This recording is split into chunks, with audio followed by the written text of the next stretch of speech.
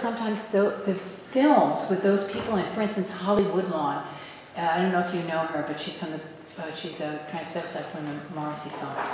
And she, like Katie, tuned into her really early for one of her characters. And so when she comes on, these guys feed, we can only do it now because of the change into digital from analog, because before that we couldn't do this.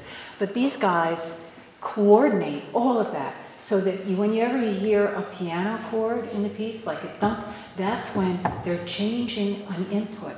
And they have like at least 4 different inputs, so people can be working off of, half the cast will be working off of one input, and half the cast will be working off of another. And where those inputs hit against each other, physically and orally, is what makes the piece. So they're really kind of, what we're doing is a kind of a improvisational score, because even though they're hearing the same thing every night, they're seeing radically different, like somebody in the piece, it might be a close-up and someone turns their head like this. It could be that everyone decides to pick up on that and turn their head like that.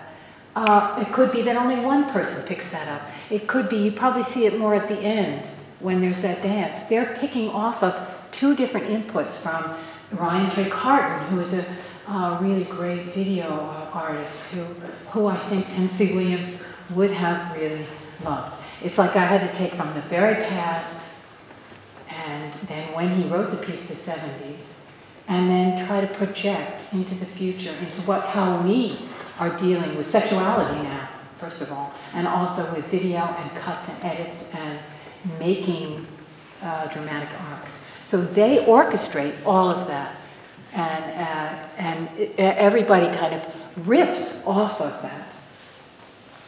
Does that make sense? Better?